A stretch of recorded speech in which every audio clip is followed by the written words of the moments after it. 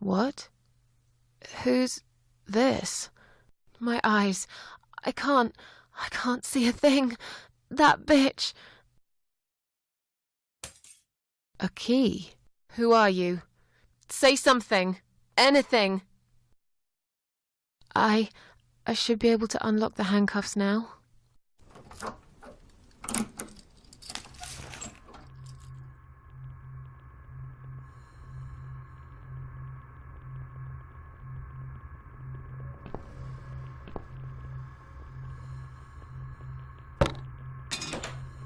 No! No! I dropped it. Where is it? Where the hell is it?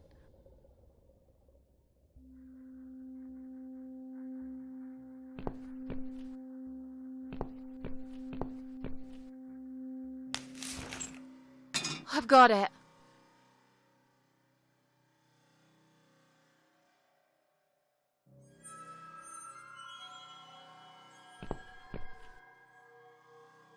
I'm sorry, Mitzi.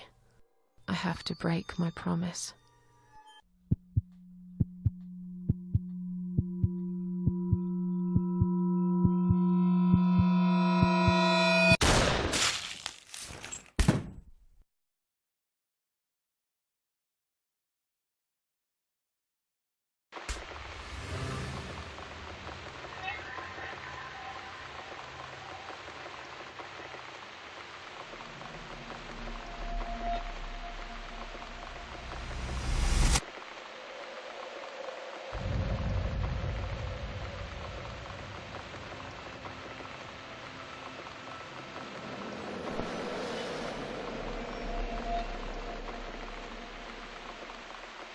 Hope you don't mind creepy posters.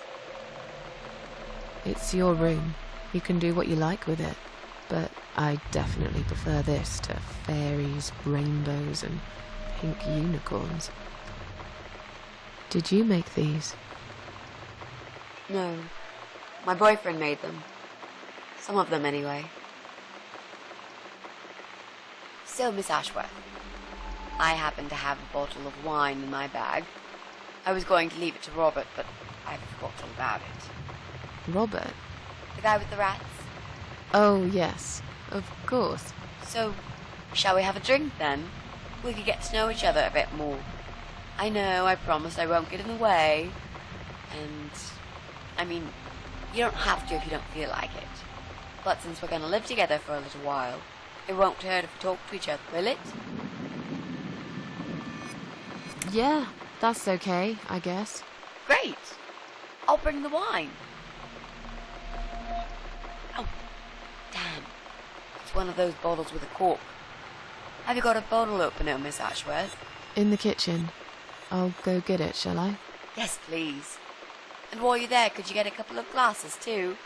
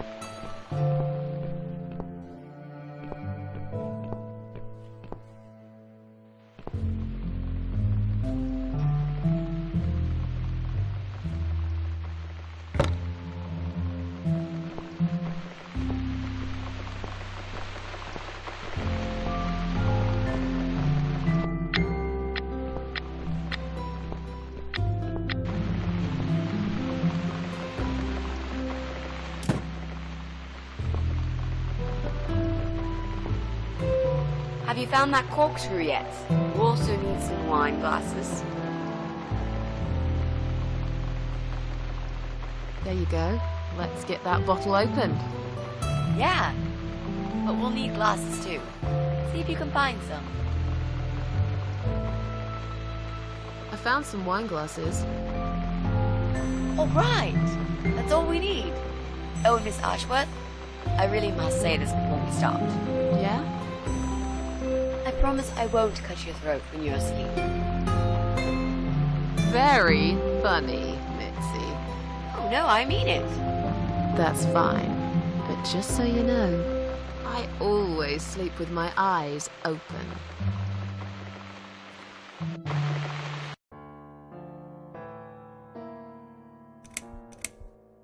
So, the big C. Want to talk about it? Well, to be honest, I didn't really want to tell you about it like that. I put you in a very difficult position, I know. It's just that I was really desperate to get this room. I hope you can understand. This is the last and most important thing I must do before my time is up. It's fine. You seem alright. It's just... I find it hard to trust people these days. Maybe it's time I opened my eyes to see others have problems too. Some, like yourself, even bigger than mine. What kind of cancer is it? Do you mind me asking? Brain tumor. Her name is glioblastoma. Huh. Yep, they're all girls, the way I imagine it. Just look at their names. Lymphoma, melanoma, myeloma, leukemia, sarcoma. Each of them a fucking goddess of death. Beautiful and ruthless. You might just be right about that, Mitzi. I used to be a nurse. I know a few things about cancer. And I know glioblastoma. She's a real bitch. Yeah, and yet she gets to be the prom queen before night ends, while I disappear down the back exit. How long? They said I had a year. But that was 6 months ago, so yeah, not awfully long. Is there anything... They've tried. I'm sorry. Yeah. So am I. Do you want to talk about something else?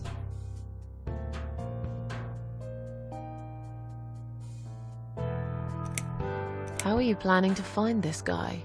I don't know yet. A bit of detective work, perhaps. It shouldn't be that hard, really. There are only 8 apartments here. 1 is yours.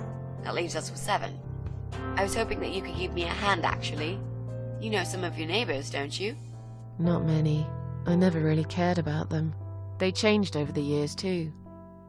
You probably also figured by now that this is not the sort of place where new neighbors are greeted with a freshly baked cake. You see a new face, you give them a blank stare as you pass them in the hall, and you forget about them a minute later. That bad, eh? Well, there's that bald guy who lives above me in flat 5. He came here recently to shout in my face. He's a nasty piece of work, but I really don't think he's the person you're looking for. What does he do for a living? I think he's a train driver. I can't imagine somehow that my guy would be a train driver. Okay, that's good. Leaves us with just 6. Anyone else you know? I'd have to think. You know, maybe not tonight. Let's just talk about something else, okay? I have plenty of time. There's no need to rush this. Maybe tomorrow we could sit down together and make a plan. I could draw a simple map of the building, and with your help, mark down who lives where. Sounds good to me, Mitzi. Oh, it's not raining anymore.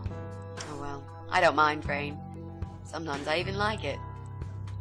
But according to weather forecast, there's a nasty fog coming. Now that I'm actually scared of. I got lost in a fog once, when I was just 9 or 10. I remember I sat under a tree crying, thinking some monster would appear right in front of me and drag me away. But now that you're a big girl, you know there are no monsters. Yeah? How do you know?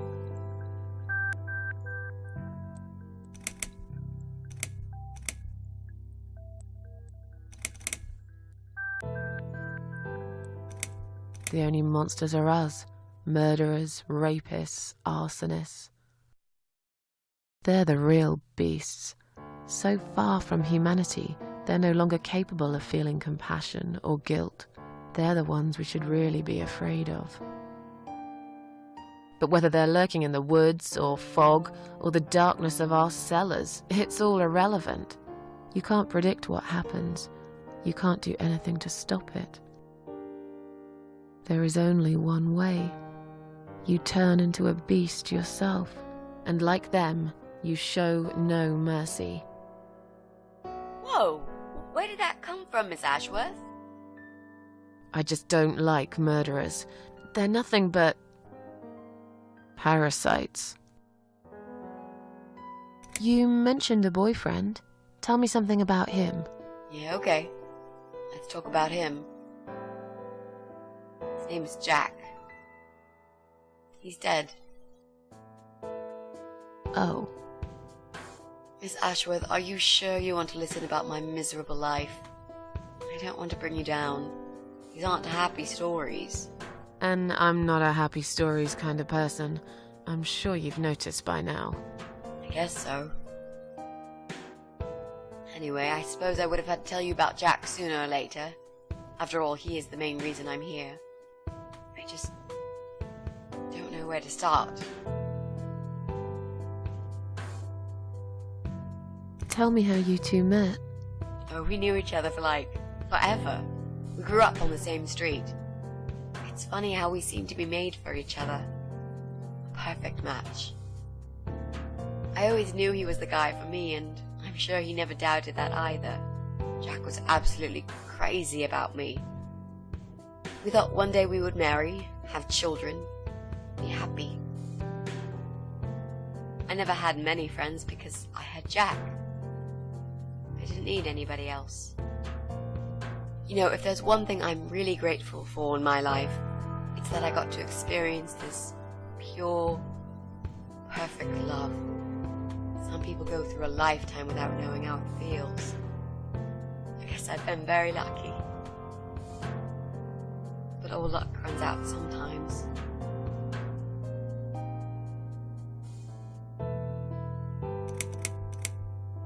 Jack made those pictures on your wall.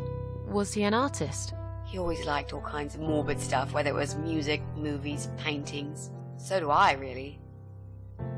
We had that in common, amongst other things. People say it's depressing to listen to sad songs or watch sad films, but I never felt that way. And yet, you are scared of fog? Oh, that's different. I might be scared of fog, but I like spiders. They're beautiful. You must be out of your mind, Mitzi. No, honestly, there's a certain indescribable beauty in sadness. Just like there's beauty in the grey and ugly winter morning when you look past the obvious and notice what others can't see. You must love my apartment then. It's like Ugly took a vacation here and never went home again.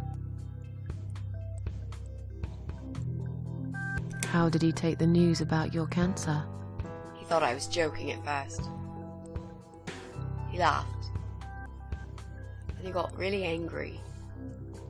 I swore to him I was serious, but he still wouldn't believe me. We had a big fight that night. It was our first and only fight. But it was awful. He smashed some stuff. His guitar, of all things, was the worst. He loved that guitar. Why did he break it? He was absolutely furious. He walked out on me that night, and when he came back the next day, he was different. He begged me to try surgery and chemotherapy. I didn't really want those things, but I did the chemo for him. It didn't help. It just made me feel sick all the time. I felt trapped in this strange place where nothing that happened around me seemed real. Maybe that's why I didn't see what my cancer was doing to Jack, and it was destroying him as well. He changed. He became obsessed with death. It seemed death was all he ever thought about, even though it was me, not him, who was supposed to die. How did he die? How did Jack die? It was so distant to the last few weeks before he died. What I didn't know was that he kept looking for something. I don't think he even knew what exactly. But it eventually found him. Or rather, he found him. There are those forums online, you know, about all sorts of stuff. Fishing, computer games, horses, gambling, addictions. Everything, really. Accidentally, Jack stumbled upon one about suicide. There's a guy there. Calls himself the Eye of Adam. He's a fucking god on that forum. It's like a failed suicide club. People mostly try to help each other and offer support. Sometimes it just helps to know there are others like you. To listen to their stories and how they cope with their lives. But the Eye of Adam is an advocate of death. He dwells on human weakness. His job is to plant an idea, to give them a reason to die and tell them how to do it, once and for good. Jack took the bait. Before he knew, he was completely brainwashed. One day he sat down with me and tried to explain his perfect solution. It was the Romeo and Juliet kind of scenario. We were both to die together in each other's arms. It was supposed to be a quick and foolproof death. There was no chance we would have been saved, all thanks to the Eye of Adam, who created a tool for perfect suicide. He told me it was very simple. All we needed were 2 easily accessible household chemicals, which combined together create a gas called hydrogen sulfide that kills you within a couple of minutes. I told him he was fucking nuts, of course, but he just wouldn't give up. He reasoned with me, then he begged, and eventually just kept screaming at me. I figured it was his crazy idea of a modern romance, but it was downright tacky and just wrong. Finally, he said he would get everything ready and wait for me in our special place at dawn, 5 in the morning. Don't be late. Those were his last words he said to me. Then he stormed out. I cried for hours, thinking I didn't deserve all that from the person I loved most in the whole world. A few times I even tried to persuade myself that maybe he was right and I should do it. I just couldn't. I eventually fell asleep. I didn't plan it. My head was killing me. I was so tired. I woke up suddenly. I could see the sun rising out my window. It was nearly 5. In utter panic, I threw myself off the bed and ran out the door. I needed to stop him. I needed to get there before it was too late. But right there in my bedroom, before I even left, I already knew it was. When I arrived at our special place, it was already bright. We used to go there in the past, drink wine, sometimes smoke weed and listen to Pink Floyd, sometimes make love in Jack's car. There wasn't really anything special about that old parking lot. But to us there was. It was completely abandoned. It was quiet. It was safe. After that day, I've never gone there again.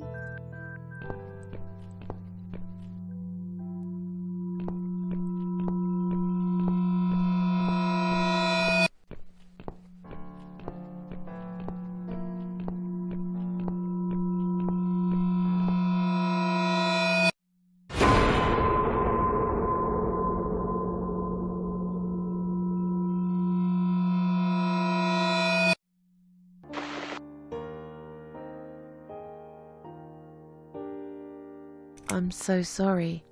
I think now I understand. He loved you so much, he couldn't bear the thought of living without you. And that guy, the Eye of Adam. I'm not surprised you want to find him. I know I would. I'm not sure if I should believe that you only want to talk to him. But hey, that's none of my business. I wouldn't know what I'd do if this happened to me. Good to know. But I really just want to talk. I want to face Jack's killer and tell him what he's done to me. You know, the funny part is that he actually told me where he lives. He wants to meet me. Would you believe that? How come? Well, this kind of thing he does is called trolling on the internet. It's usually a form of extreme bullying and psychological cruelty. Those who are clever enough say, don't feed the troll. Don't talk to them. It only makes it worse if you show any interest in them at all. And Eye of Adam is no exception. He craves attention. He's a hungry troll who wants to devour as many hearts as he can get a hold of. I emailed him and told him I was a massive fan who loves his work. He wouldn't believe me at first. But trolls are always hungry, and I was prepared to serve him a meal fit for a king. What do you mean? I fed him so much bullshit that he really believed I'm a suicide preacher just like him. Great. I wish he'd given you his door number, though. It's all a part of some sick game he's playing. Sooner or later, I'll find him.